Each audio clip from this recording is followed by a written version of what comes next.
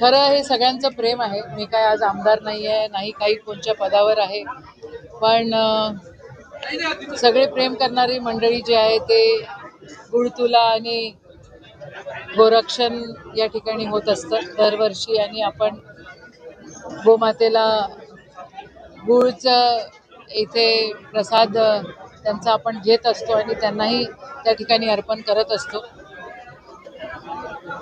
आता प्रार्थना एवढीच केली की माझा देश चांगला राहो, सर्वधर्म समभाव राहो.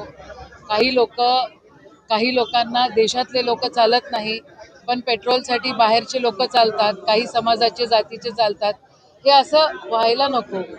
आपला देश एकत्र राहून एकत्र आपण गोडीगोमानं राहिलो पाहिजे, अशीच प्रार्थना आहे.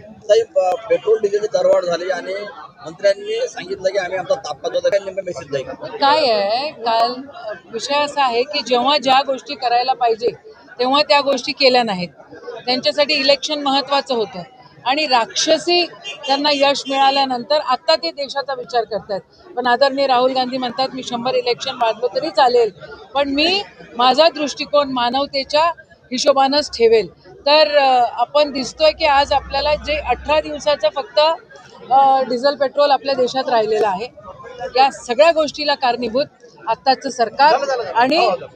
सरकार आणि आत्ताचे पंतप्रधान आहेत. अपराधी जे पकडले गेले त्या 9 पैकी 5 अपराधी हे महाराष्ट्राचे आहे.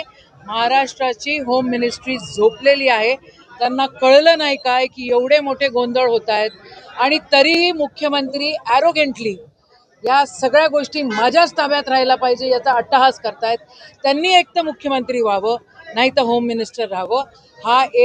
ही एक जनतेची मागणी आहे.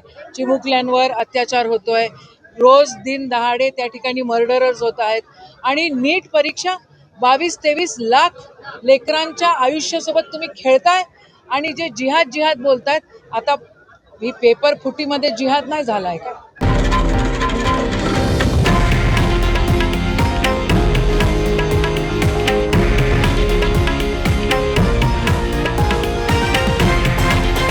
हे आहे देशातील नंबर 1 न्यूज नेटवर्क आणि आपण पाहत आहात TV9 मराठी, एकमेव.